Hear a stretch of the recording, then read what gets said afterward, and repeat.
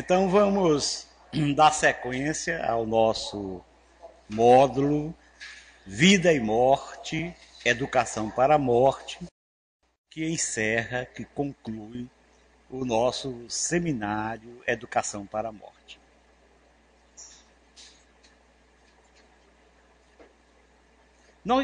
Nós falamos que aquelas pesquisas, elas naturalmente tiveram repercussões importantes.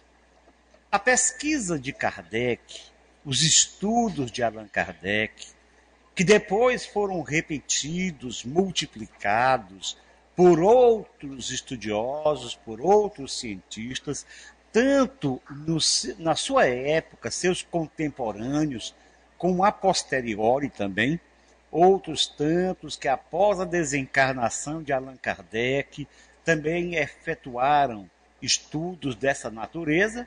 Então, do ponto de vista dos estudos kardecianos, nós podemos dizer que a consequência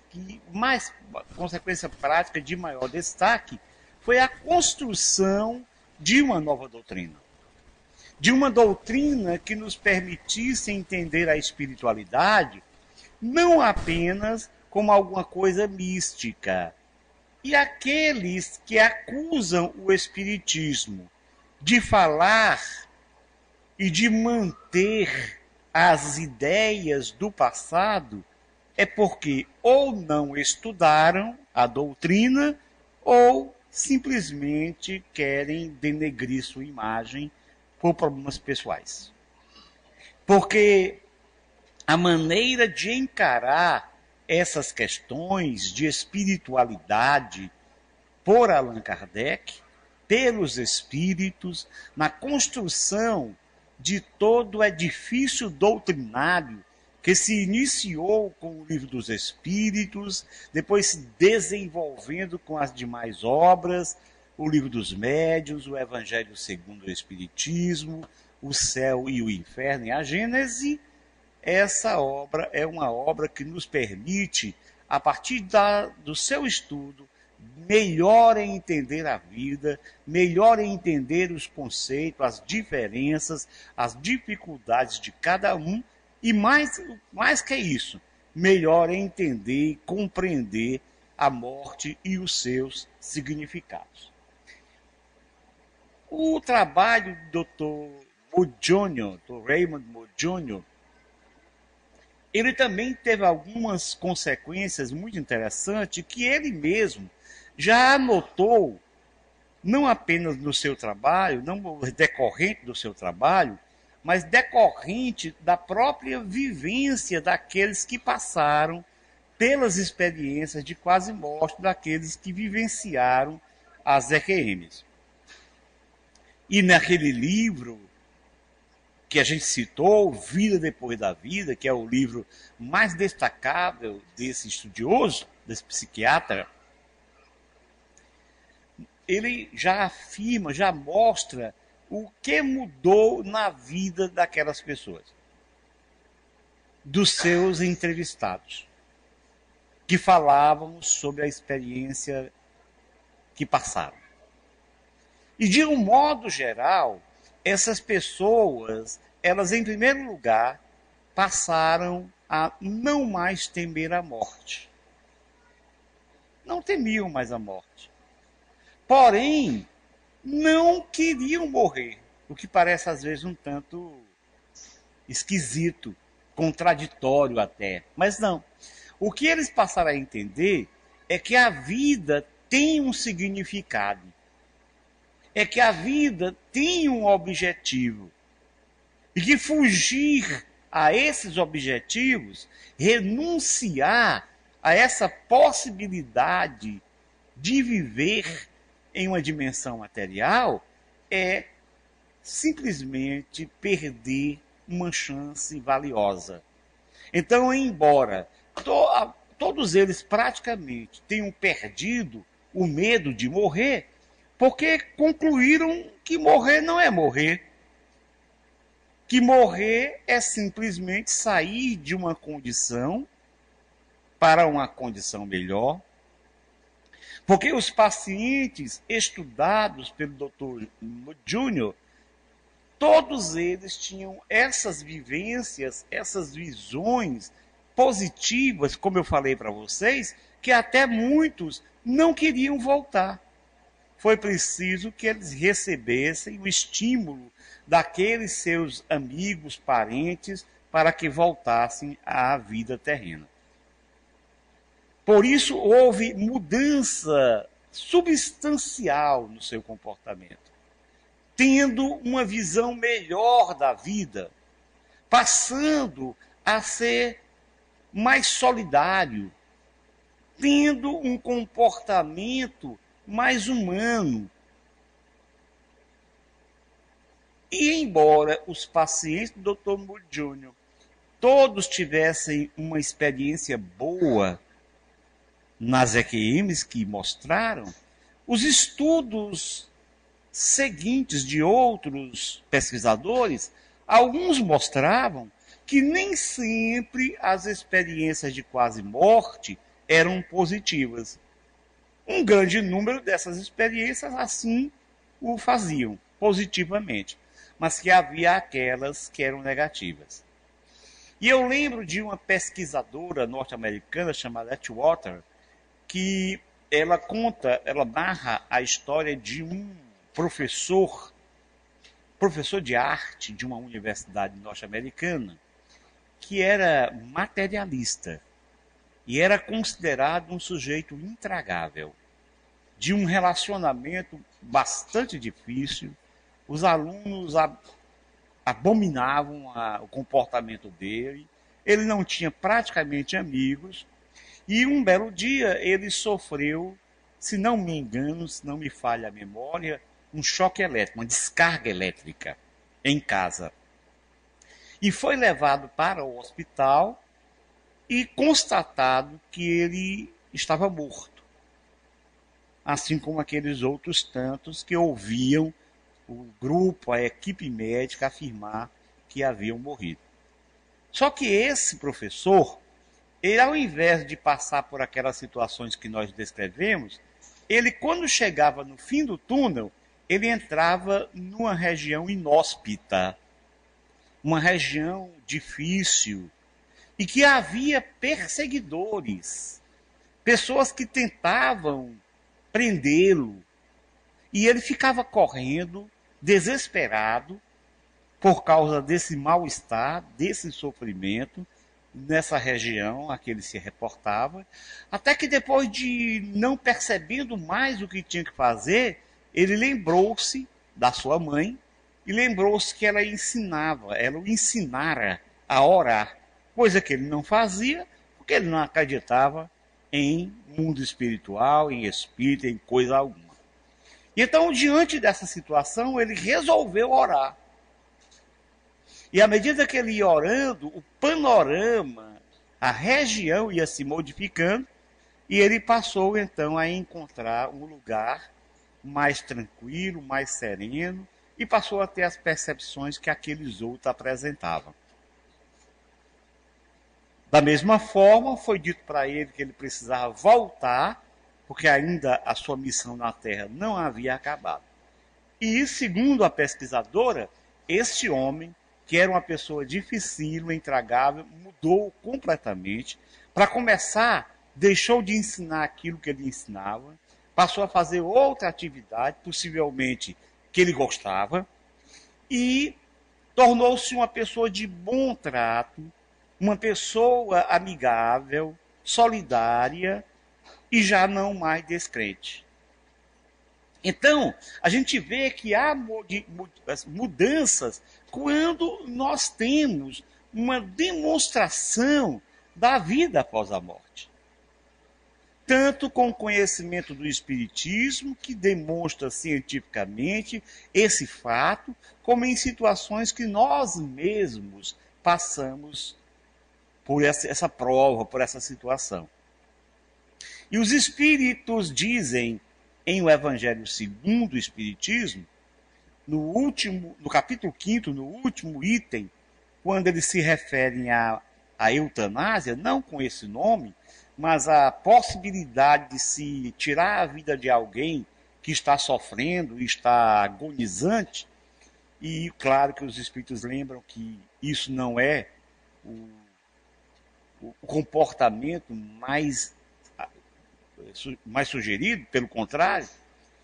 E nesse caso eles dizem, os espíritos dizem, porque às vezes pode acontecer de a providência divina levar o espírito a situações desesperadoras e depois retirar dessa situação para que ele possa refletir.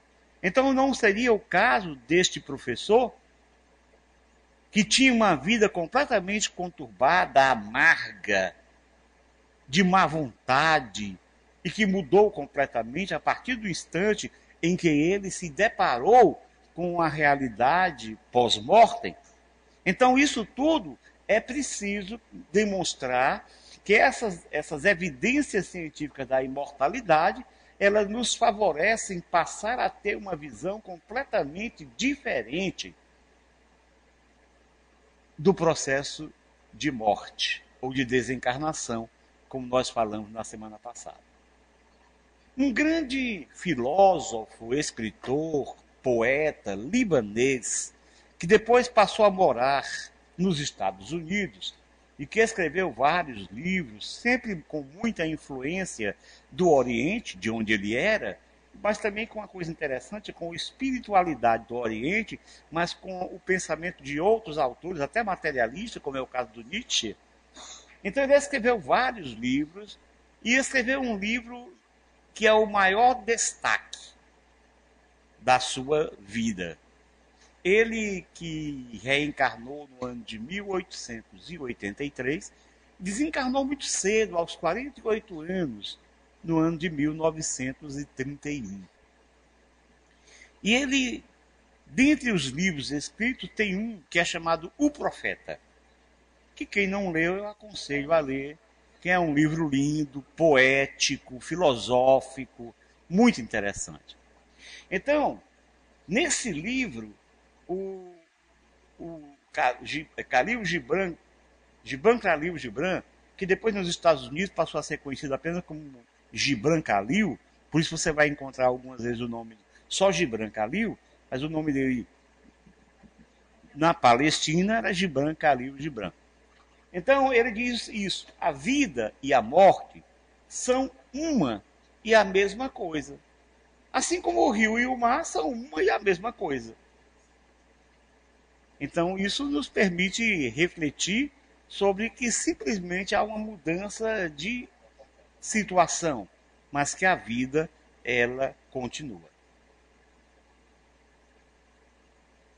Ora, se nós temos a certeza, primeiro que vamos morrer, da existência da morte, da existência da vida após a morte, se a morte nos é inevitável, nós vimos que é a morte do corpo físico, que é inevitável, porque o espírito não morre, o espírito desencarna, o espírito se libera do fardo orgânico.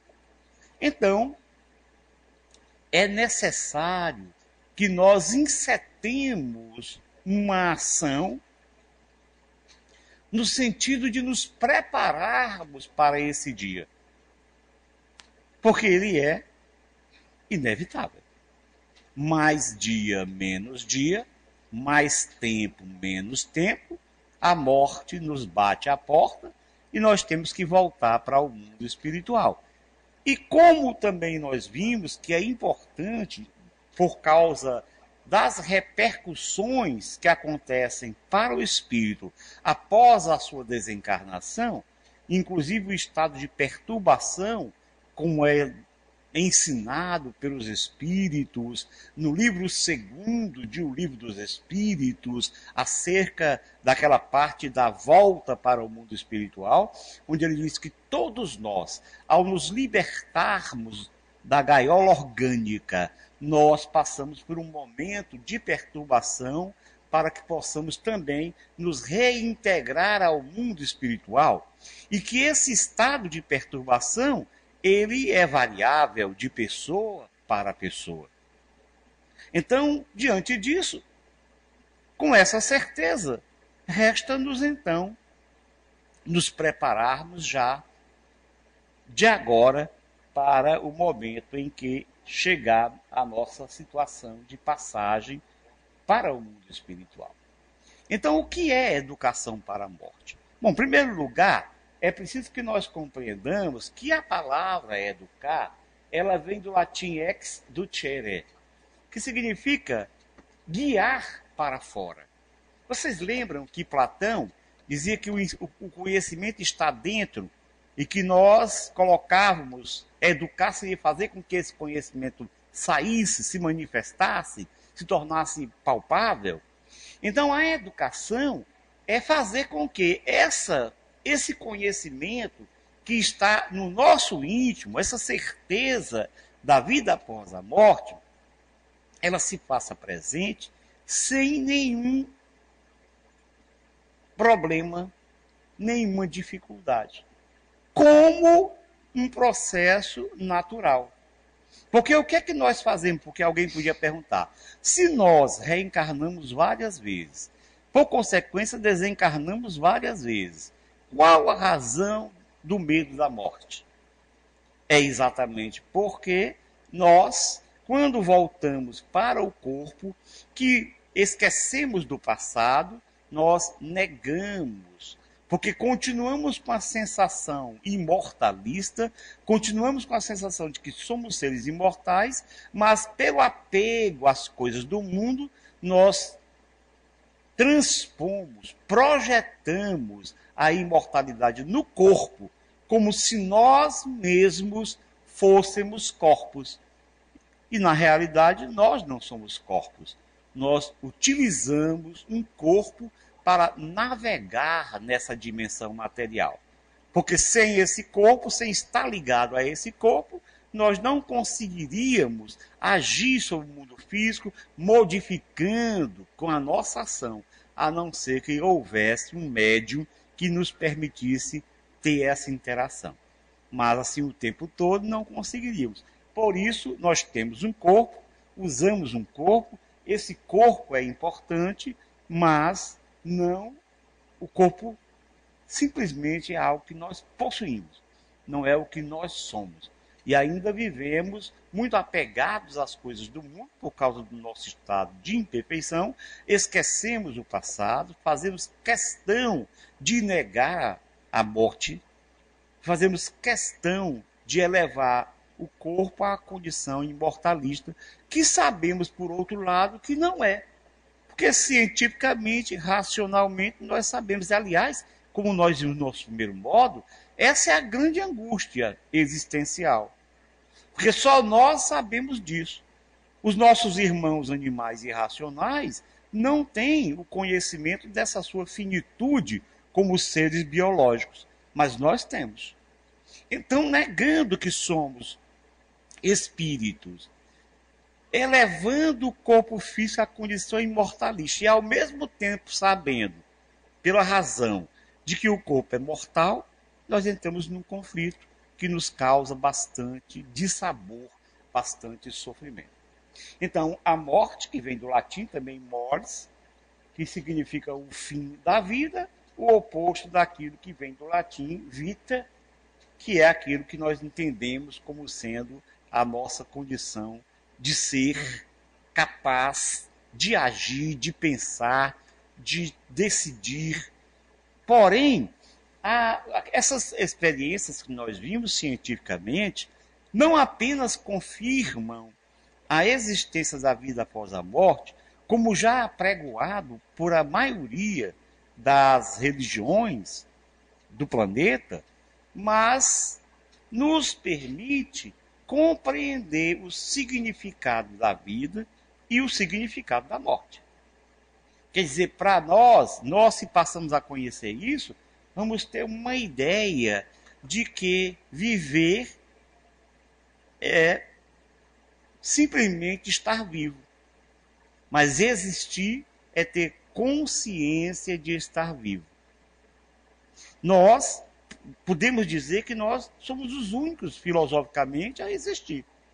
os nossos irmãos irracionais não têm consciência do existir. Eles se sentem vivos, mas não pensam que existem, que têm participação na construção de um futuro. A filosofia espírita, porém, nos permite compreender que a vida biológica, ela tem um significado para nós. É um período, é um momento em que nós passamos para desenvolver potenciais. Portanto, a vida física funciona como uma escola, onde nós corrigimos os conhecimentos inadequados que nós construímos, corrigimos isso e, ao mesmo tempo, desenvolvemos o que existe em nós de divino, as potências que estão em nós, os germes divinais que estão em nós e que fazem de nós um ser criado à imagem e semelhança de Deus, como nós encontramos no Antigo Testamento, no livro Gênesis. Opa! O professor Herculano Pires, que é um dos... Eu digo porque ele continua encarnado, continua vivo, mas desencarnou já em 1979, ele que nasceu em 1914. Então, ele escreveu vários livros enquanto encarnado, mais de 80 livros, era um dos maiores defensores da codificação espírita, da obra de Kardec, e viveu como espírita. Então, num livro que ele escreveu pouco antes de desencarnar, ele já deixou esse livro chamado Educação para a Morte, que é fantástico. Aconselho que vocês todos procurem, quem não leu, procurem ler. Então ele diz no livro o seguinte: a educação para a morte não é nenhuma forma de preparação religiosa para a conquista do céu. É um processo educacional que tende a ajustar o educando à realidade da vida, que não consiste apenas no viver, mas também no existir e no transcender. Então vejam, educar-se para a morte não é ficar pensando que vai para nosso lar. Aí eu vou me educar para eu ir para nosso lar. Não, é se preparar para a morte e para que essa morte possa acontecer sem maiores repercussões para o espírito que nós somos. E em O Livro dos Espíritos, nós até já falamos disso anteriormente, os espíritos lembram que esse estado de perturbação, que pode ser um estado imediato, mediato e tardio, as repercussões podem se fazer imediatas, mediatas e tardias. E o estado de perturbação normalmente invade o imediato e o mediato, quer dizer, o espírito ele passa por um instante inicial de perturbação que pode variar. Espíritos há que em pouco momento, nós vimos que o próprio professor José Herculano Pires, logo que desencarnou, ele dá comunicação na reunião mediúnica que acontecia no centro espírita que ele mantinha na garagem da sua casa. E ninguém sabia, porque a reunião mediúnica já havia começado, quando ele nesse dia não foi, e ele se sentiu mal, não estava assim doente, todo mundo esperando que o homem desencarnasse, tinha lá os seus problemas da própria idade, sexagenário, mas não era assim uma coisa que todo mundo já estivesse aguardando que ele ia desencarnar. Mas o fato é que ele se sentiu mal, foi levado para o hospital e no caminho para o hospital ele morreu, o corpo morreu e ele passou a desencarnar. E logo depois, quer dizer, pouco tempo depois, a reunião ainda estava acontecendo, ele psicografou uma mensagem através de um médium, e o médium, coitado, foi execrado, porque era Herculano Pires falando que deviam ficar tranquilos, que deviam, até brincando, podem tomar café no meu velório, alguma coisa aí, ele gostava muito de café. E aí o pessoal, quando leu a mensagem, achou que o médium estava com algum problema, mistificação. pegaram a mensagem, amassaram, jogaram no lixo. E quando saíram, é que souberam da notícia de que o professor havia desencarnado, havia falecido. E aí corre todo mundo para o lixo para pegar a mensagem. Então, logo, quer dizer, quase que imediatamente o professor deu a resposta. Porque os espíritos dizem que existem alguns elementos importantes para que essa perturbação se faça em menor intensidade. Ela dure menos e seja menos intensa. Seja mais leve. Uma delas, é óbvio, é a evolução do espírito. Um espírito elevado tem muito mais tranquilidade para se desvencilhar do corpo físico. Mas isso no nosso planeta não é comum. Nós somos espíritos ainda inferiores, ainda retardados, ou retardatários, para não chamar retardado, que pode dar uma impressão diferente. Mas pelo menos retardatários. Então, nós temos que passar para outro elemento. O outro elemento é a forma de desencarnar, que também não depende muito da gente, a não ser que a gente resolva realizar um ato suicida. E aí sim, aí é problemático. Mas assim, nós temos a morte, dizem os espíritos, que todos nós nascemos com uma certeza de morrer, e morrer em um período X e de uma situação tal. Por exemplo, uma morte por uma doença crônica, uma morte de forma rápida, por um acidente, coisa assim. Dependendo das nossas necessidades, nós planejamos isso. Bom, isso também não é nos permitido resolver a coisa de mudar isso que já está resolvido antes da gente desencarnar, antes da gente reencarnar. Só tem o terceiro elemento que nós podemos fazer. O terceiro elemento é ter uma vida menos sensorial, mais voltada para o bem, sem deixar de viver. Não é uma questão de dizer, pois então agora eu não vou fazer mais nada nessa vida, que esse mundo é ruim, não presta, eu vou ficar agora internado num canto até morrer. Não. Nós não nascemos para a inação. Nós nascemos para a ação. Nós temos que dar a nossa colaboração para a melhora do planeta. A nossa grave dificuldade é achar que o mundo não serve, que o mundo não presta e que a gente não pode fazer nada. Cada qual deve fazer a sua parte. Mas é preciso não se apegar às coisas terrenas. É preciso não se deixar aprisionar pelos prazeres da carne, pelos prazeres do mundo. Embora os espíritos digam que nós temos direito a ter prazeres no nosso lazer, mas não podemos exagerar. O problema não é o prazer, o problema é o nosso exagero e o nosso apego demasiado a esses prazeres materiais. Então é preciso compreender que muita gente só vive, não existe. E por isso não tem preocupações com a sua posição, com a sua função. E aí, mais ainda, há aqueles que não pensam no transcender, no ir além. Porque todos nós, como somos espíritos, nós vamos além daquilo que é a vida.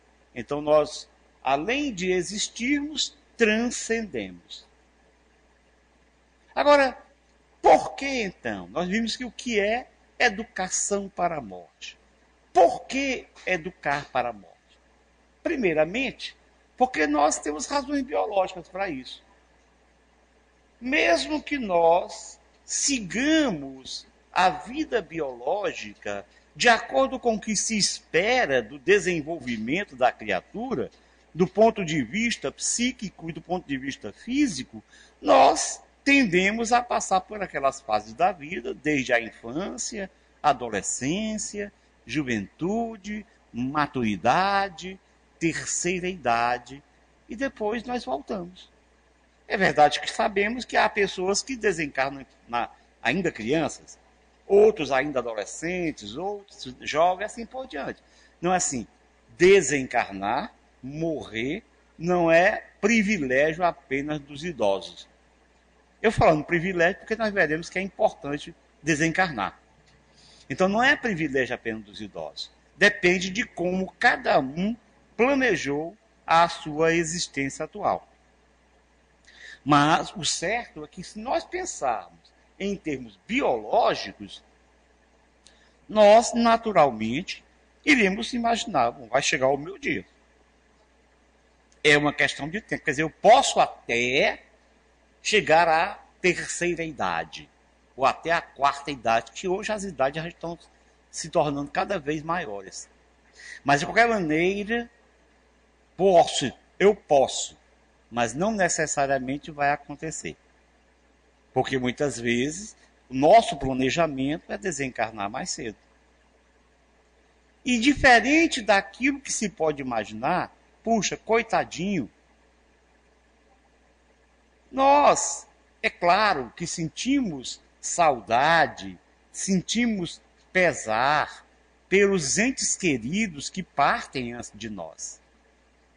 Mas os espíritos lembram, isso é lógico, dentro da compreensão de que nós não somos seres da Terra, nós somos seres do mundo espiritual, nós estamos na escola terrena para desenvolver nossos potenciais. Então, sentir saudade, normal. Sentir falta, normal. Agora, sentir pena do que desencarnou já não é normal. Você pode até sentir pena do sofrimento, da doença que o levou à desencarnação. Mas uma outra coisa, se a pessoa está sofrendo por uma doença, por uma enfermidade crônica que maltrata, que desgasta, desencarnar é algo extremamente positivo. Porque desencarnar não dói. Os Espíritos dizem também isso em O Livro dos Espíritos, naquela segunda parte do livro, naquele item relacionado com o retorno ao mundo espiritual. Quer dizer, a desencarnação não é dolorosa. O que é doloroso é a doença que determina o processo. Mas a pessoa que vem sofrendo ao desencarnar, se estiver preparada, se estiver educada, pelo contrário, ela tenha um alívio dos seus problemas, das suas dificuldades, das suas dores. E eu dizia que não é preciso ter pena, ficar simplesmente achando que a pessoa é uma coitadinha porque desencarnou, porque os Espíritos ensinam no Evangelho sobre o Espiritismo que se existem duas pessoas que se gostam presas, os dois são amigos, têm um carinho muito grande um pelo outro, estão lá presos há algum tempo. E um belo dia chega um alvará de soltura para um deles. Vocês acham que o outro querer, não vai embora não, fica aqui comigo na cadeia? É uma coisa positiva? Claro que não. O lógico é dizer, olha, vai rapaz, depois eu saio também. É a mesma coisa, então a gente às vezes tem um comportamento como se a morte fosse a pior coisa da existência. E até mais, minha filha. E a morte não é a pior coisa da existência. A morte é uma situação natural, que nós devemos encarar com naturalidade. Então, os motivos biológicos nos levam a isso. Os motivos sociais, quer dizer, nós agimos, nós construímos, nós deixamos um legado para a posteridade. Ainda que não sejamos pessoas conhecidas do mundo, mas nós podemos fazer um pouco pela comunidade, pela sociedade e pelo mundo. Chegando o período em que nós encerramos essa atividade, nós partimos para outra. Então, por isso é preciso preparar para a desencarnação, porque nós não vamos continuar para sempre médicos, enfermeiros, engenheiros, advogados, artistas. Não. Nós estaremos enquanto aqui nos colocarmos encarnados. E nós temos os motivos espirituais. Por quê? Porque a vida é um contínuo. Quer dizer, existe o que a gente chamou ali de continuum vitalis.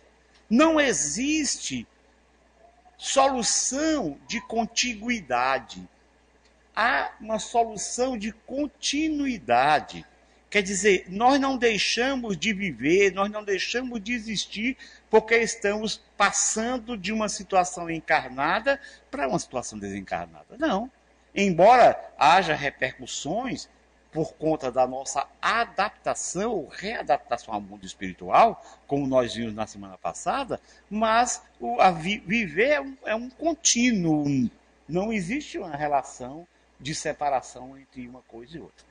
Bom, já que nós entendemos o que é educação para a morte, por que a educação para a morte, é preciso como eu vou educar para a morte, como eu vou me educar para a morte. Então, em primeiro lugar, nós devemos conhecer o mecanismo da morte.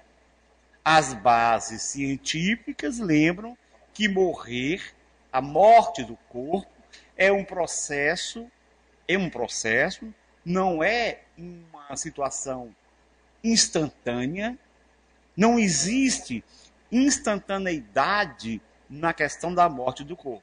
Seja qual a morte que você tenha que passar.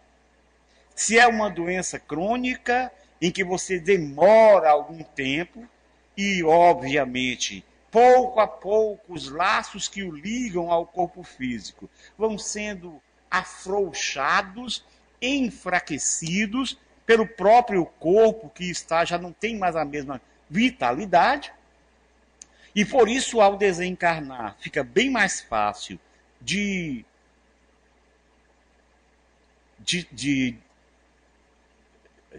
não ter perturbação, de a perturbação ser menor, mas também nós precisamos conhecer essa questão, que é preciso que é um processo. Quer dizer, mesmo a ciência hoje não admite, não aceita que a morte é instantânea. Embora, para dar o diagnóstico de morte, haja necessidade que não haja atividade elétrica do encéfalo, quer dizer, o conjunto de órgãos do sistema nervoso central que está dentro da cabeça, inclusive o cérebro. Então, para que se possa dizer que a pessoa está morta, é necessário que haja uma morte do encéfalo. Por quê? Porque uma parada cardíaca pode ser revertida. Uma parada respiratória pode ser revertida. Um processo comatoso pode ser revertido. Mas, quando existe morte encefálica, isso não é reversível. E a morte encefálica é uma morte de todo o encéfalo, cérebro, cerebelo e tronco encefálico. E por que eu quero dizer isso? Nós falamos na semana passada sobre a vida vegetativa, em que o cérebro não está funcionando bem, mas a preservação do tronco encefálico e do cerebelo. E é no tronco encefálico onde existem os centros vitais. Então essa pessoa não morreu. Isso é muito importante, é uma grave questão bioética, onde muitos entendem que a pessoa que está nessa situação deveria receber, sofrer a eutanásia, quer dizer, a morte, a indução da morte antes do tempo, mas isso ainda é, do ponto de vista ético, bem discutível. Eticamente, os pacientes que têm um processo de vida vegetativa não se pode agir contra a sua vida. Então, conhecendo os mecanismos de morte, mesmo assim, as células do sistema nervoso, os neurônios, são extremamente sensíveis à falta de oxigênio e de glicose, em que eles se nutrem e desenvolvem e constroem suas energias para viver, as células, para viverem. Então, só que os neurônios, eles logo, a partir de 5 minutos, sem oxigênio e sem glicose, eles começam a morrer de forma importante. E muitas vezes, se você fizer uma reanimação depois desse tempo, pode acontecer de a pessoa voltar à vida, porém ainda permanecer com vários déficits neurológicos. Mas enfim. Então, hein? Pois é. Existe uma grande questão se nas experiências de quase morte nós teríamos oxigênio e glicose zero no encéfalo. O que se acredita é que não. O que ocorre é que a situação dessas pessoas é tão superficial que elas são dadas como mortas. Mas se fosse feito um eletroencefalograma, se tinha alguma atividade elétrica. Então, é preciso reconhecer que o corpo ele não morre instantaneamente. Mesmo que os neurônios morram, as outras células vão morrendo lentamente. Por exemplo, as células musculares e as células ósseas levam horas para morrer. Então, a gente não morre de uma vez como a gente pensava. Antigamente, parou de respirar, parou de o coração bater, morreu. Do ponto de vista prático, isso acontece. Mas do ponto de vista da realidade do corpo, isso não acontece. Vocês viram que nós falamos na semana passada? Eu olhei o relógio, esse relógio tem que segurar a ponta dele ali. Nós falamos na semana passada que somente quando se desliga todo o perispírito é que a cadaverização se acentua. Mas, por isso, porque a morte do corpo e a desencarnação são processos, não são instantâneos. Por isso, é interessante lembrar que a morte é um bem natural. Para nós, morrer é um bem, porque nós deixamos de passar pela situação de prova, pelas situações difíceis que a vida pode conferir a cada um de nós, de acordo com as nossas necessidades, e retornar ao mundo espiritual para poder respirar, como a gente diz, para poder pensar, para poder, de alguma maneira, descansar dessa vida que a gente tem. E a morte, por isso mesmo, é uma necessidade. Vocês já se imaginaram com 300 anos? Ora, a gente pensa 80 anos, 90 anos, já é uma coisa assim difícil. Embora os estudos demonstrem que o nosso corpo, teoricamente, duraria cerca de 120, 130 anos. Se houvesse toda a condição de saúde científica do meio e do próprio indivíduo de manter o seu corpo, as suas estruturas, sem exagerar com isso, sem tirar do corpo o que não deve, então nós poderíamos viver. Mas mesmo assim, 120 anos, 90 anos já é bastante difícil. A gente sabe que a partir dessa idade já começa a haver dificuldade de movimentação, já começa a haver dificuldade de pensamento, já começam os processos, não para todo mundo, mas já começa a haver processo de demência e assim por diante. Mas, de qualquer maneira, eu dizia que a morte é uma necessidade. Mas, claro, que nós não podemos atentar contra a vida, porque a vida não nos pertence. Nós recebemos da providência a possibilidade de viver com todos aqueles objetivos a que nos referimos há pouco. O morto, portanto, não é um cadáver, que é outro terror criado pela pessoa que pensa na sua própria morte. Como pensa que é corpo físico, imagina, eu vou me tornar um cadáver. Em verdade, quem se torna um cadáver é o corpo. Mas o ser, que é espírito, não se torna cadáver. Por isso, o morto, o desencarnante, não é cadáver. Ele tinha um corpo que, pela falta de possibilidades vitais, vai então se transformar no cadáver. Conhecer, compreender esse contínuo existencial a que nós nos referimos anteriormente, compreender isso, que nós estamos numa gradação, numa caminhada, mas que nós vivemos um contínuo existencial, que nós existimos como seres encarnados, com a personalidade que criamos, que construímos para a realização dos objetivos daquele planejamento reencarnatório, mas que nós continuamos sendo seres que pensamos, que vivenciamos as emoções e, claro, que somos muito mais do que uma personalidade vivenciando a vida material. Então, a vida biológica é preciso compreendê-la, como eu já falei, como uma alavanca para o progresso. Ela não é definitiva, mas ela é importante. Isso é muito interessante de pensar, porque há pessoas que falam assim, puxa, uma vez eu terminei uma palestra sobre educação para a morte, e a pessoa, uma colega espírita, estava presente, isso foi no interior.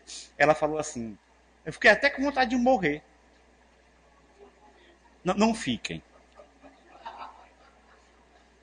Porque a questão é se entender como um ser encarnado e existir, e que a vida biológica tem importância para nós espíritos. O espiritismo não diz que a vida biológica é negativa, é ruim, não. É o de que nós necessitamos como espírito para a nossa construção, para a construção da nossa felicidade. Por isso, nós temos que continuar vivos, mas temos que compreender que no momento certo nós voltaremos e precisamos estar preparados para isso, até porque nós já vimos que morrer é natural, que morrer é um benefício. Se nós tivéssemos que permanecer vivos sem período para desencarnar, isso seria extremamente doloroso e cansativo para nós. É como se tivéssemos que trabalhar fora da nossa casa, sem ter direito a férias, sem ter direito a final de semana, sem ter direito a repouso, mas só trabalhar. Então é algo assim que nós devemos entender, mas que ela é uma alavanca de progresso. E que mais uma coisa, essa vida física, embora para nós seja bastante palpável, porque nós estamos vivendo, adentramos uma dimensão objetiva da matéria, ela é ilusória. A matéria é ilusória. A matéria grosseira, a vida biológica, parece-nos ser algo único. Mas não. Ela é algo utilizado momentaneamente. Quer dizer, nós não somos esse elemento que estamos vivendo agora. Claro que essa vivência, essa vida biológica, a nossa experiência como ser encarnado é importante para o nosso desenvolvimento. Mas, primeiro, nós já tivemos tantas outras experiências e teremos mais, até chegarmos àquela condição de liberdade, de felicidade, sem necessitar voltar a usar um corpo material. Então, a vida material é ilusória e sensorial. E por isso, nós precisamos ter cuidado para não nos tornarmos escravos de uma ilusão. Escravos de uma sensação que meramente nos permite realizar aquilo que nos comporta e que nos compete na encarnação. Daí, é necessário que nós quebremos esse paradigma sistemático de que a vida é tudo, de que a morte faz mal, de que a morte é algo negativo, como nós vimos também anteriormente, que ao longo da história, e especialmente depois da Idade Média, ou na Idade Média para cá, nós passamos a ter uma morte que não era a morte domada, ou seja, uma morte controlada, uma morte que você sabia, e que você se preparava para morrer, você morria em casa com os seus, sabendo que estava morrendo. E agora nós temos uma morte não domada, porque nós não queremos morrer. Então nós morremos muitas vezes fora de casa, às vezes iludidos, porque não queremos saber que vamos desencarnar. Então é preciso quebrar esse pragmatismo, essa coisa prática do dia a dia, que está relacionado com o espírito sistemático e material. Daí, nós vamos nos descondicionando da animalidade.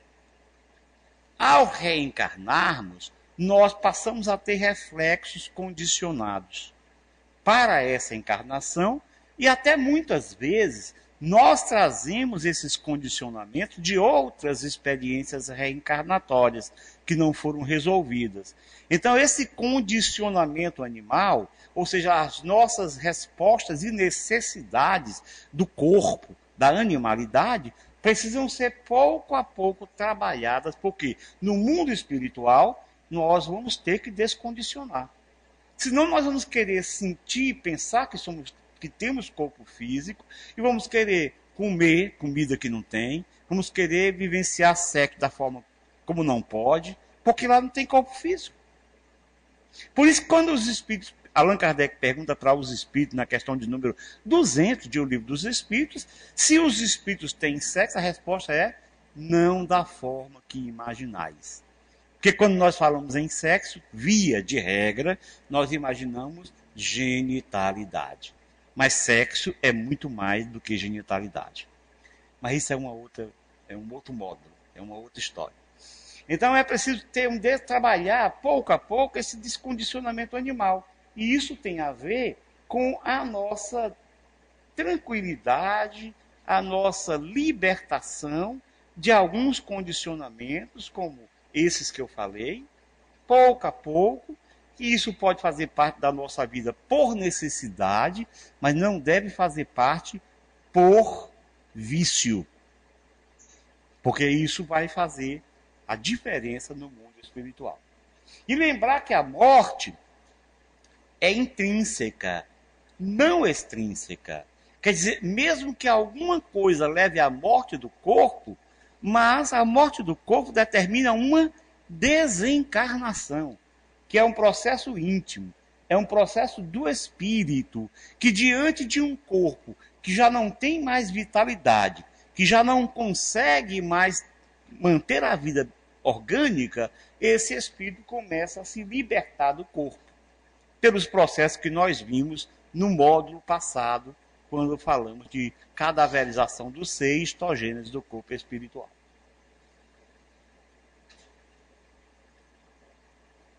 Jesus nos ensinava que para alcançarmos a felicidade que tanto almejamos, é preciso amar. Então nós precisamos começar a ter uma vida onde o amor ao próximo ocupa a nossa racionalidade. Não é apenas um emocional, mas é além do emocional, porque amor é sentimento, mas é também racional. Quer dizer, nos permite trabalhar isso e não viver como incêndios para apagar, mas sim racionalmente, entendendo o que significa amar, entendendo que amar é viver a caridade.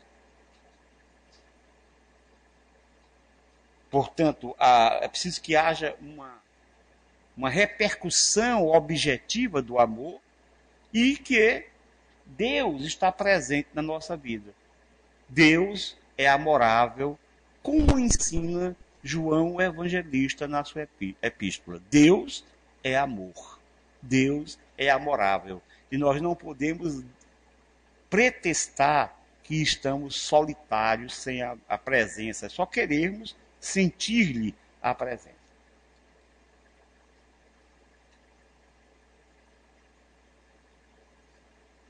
E o professor Herculano Pires, naquela obra que já citei, diz que a fase mais difícil do ato educativo é a que dá a compreensão dos bens passageiros do mundo, sem desprezá-los, como forma de preparação para a atividade de abnegação amorosa que devemos exercer depois da morte.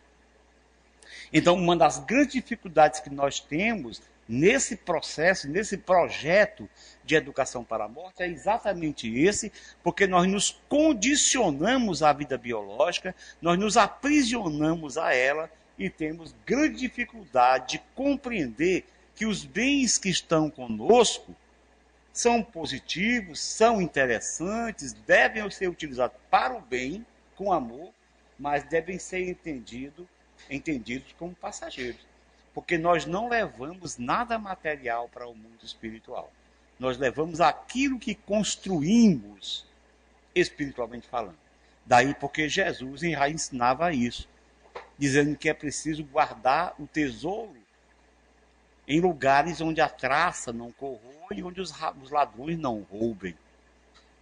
E por isso, porque o nosso coração vai estar onde estiver o nosso tesouro. Só lembrando que nos evangelhos, na Bíblia, em nenhum momento eles falam de cérebro, porque eles achavam que a inteligência era no coração. Então Jesus tinha que falar de acordo com o pensamento da época. Então, quer dizer o seguinte, que onde estiver o nosso tesouro, aquilo que nós nos interessamos, estará a nossa alma, o nosso pensamento, a nossa busca. Por isso é preciso nos libertarmos de tesouros da terra. É preciso construir tesouros no céu. Então daí é interessante que nós não entendamos a educação para a morte como uma promessa, mas como um ensino. Não é uma promessa, se você fizer isso, você vai continuar vivo. Não, é um ensino e não uma promessa. É preciso também lembrar que simplesmente a morte é uma consequência. É uma consequência de estar encarnado. É uma consequência de estar ligado a um corpo biológico. E não é uma recompensa.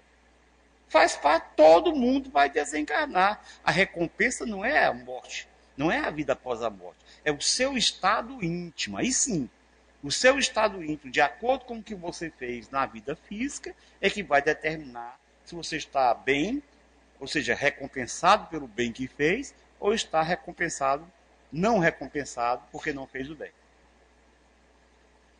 E a velha frase espírita de que é a caridade que nos permite a felicidade.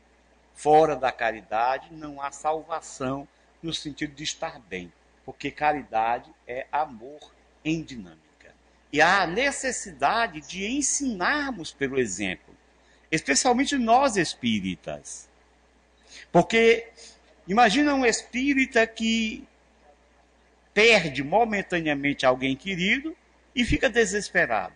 Significa dizer que ele só tem o conhecimento na razão, mas ele não sente, não é alguma coisa que faz parte dele. Porque embora a tristeza, até o choro, seja compreensível, a saudade também seja compreensível, mas o desespero não. O pensamento de aniquilamento não. Por tudo que nós sabemos da doutrina espírita. Então, é necessário que trabalhemos.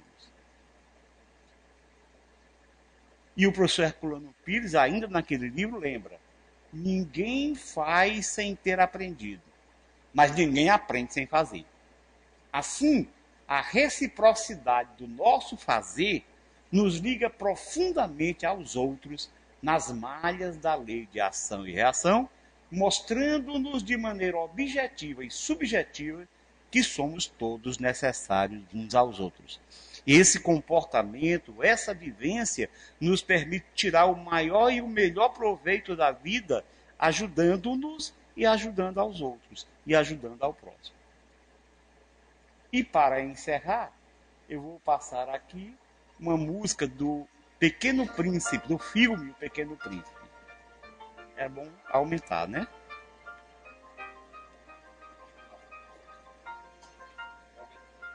Aumenta. I walked across an empty land. I knew the pathway like the back of my hand. I felt the earth beneath my feet. Sat by the river and it made me complete. Oh, simple thing, where have you gone? I'm getting tired and I need someone to rely on. I came across a fallen tree. I felt the branches of it looking at me.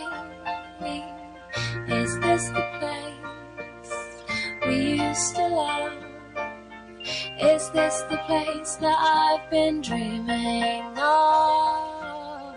Oh, simple thing, where have you gone? I'm getting old and I need something to rely on. And if you have a minute, why don't we go talk about it somewhere only we know? This could be the end of everything, so why don't we go somewhere only we know?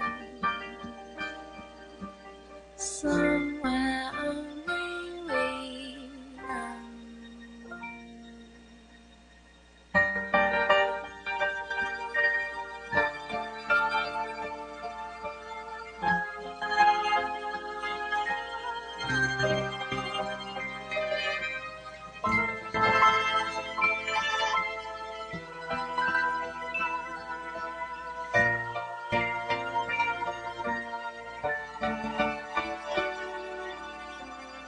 A simple thing, where have you gone? I'm getting old and I need someone to rely on. So tell me when you're gonna let me in. I'm getting tired and I need somewhere to begin. And if you have a minute, why don't we go talk about it somewhere only we know? 'Cause this could be the end of everything, so why don't we go somewhere only we know?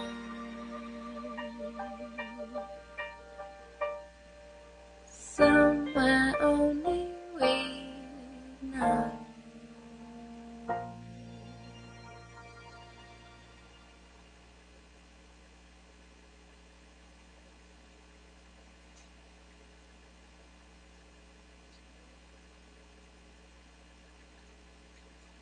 O Pequeno Príncipe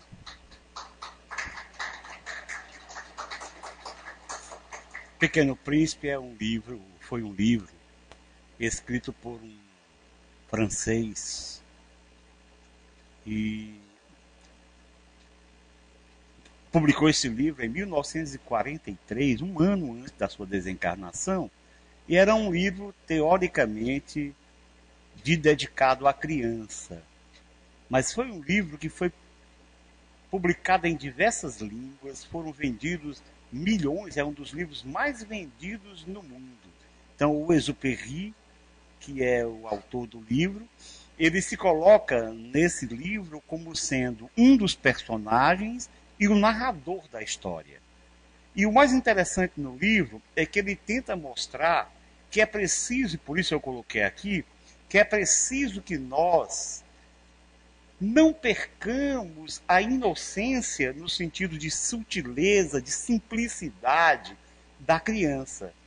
Porque muitas vezes o adulto, quer dizer, o ser maduro, ele racionaliza tanto as coisas que para ele certos elementos, certas sutilezas não existem.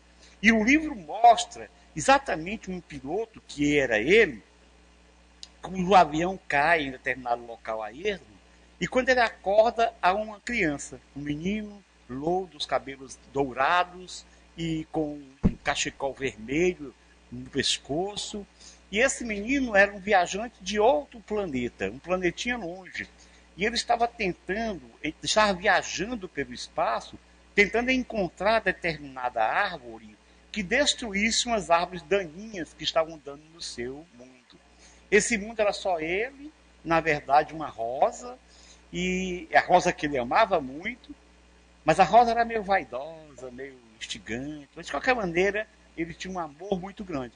Então o livro discute algumas questões filosóficas, inclusive o fato de você olhar o mundo de maneira mais serena. Há umas críticas da maneira como o ser humano vê as coisas.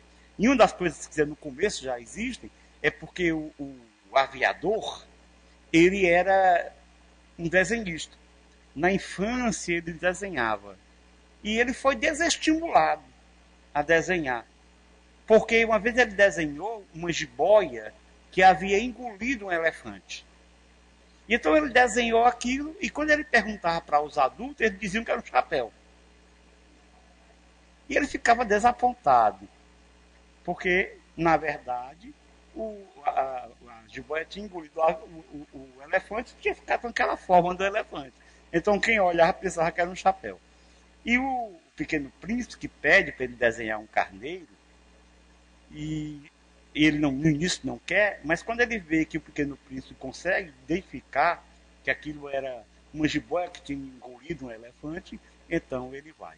Mas o que a gente quer chamar a atenção nesse livro, que é interessante que vocês que não leram, leiam, é um livro que, apesar de ter sido escrito para criança, como eu falei, ele, para os adultos, todos os adultos têm muito o que aprender com ele, mas a coisa é, nós muitas vezes, ao crescermos como seres encarnados, nós perdemos a capacidade de enxergar o que é insensível do ponto de vista físico, o que é transcendente. E é por isso que muitas vezes nós nos debatemos com esse medo irracional da morte.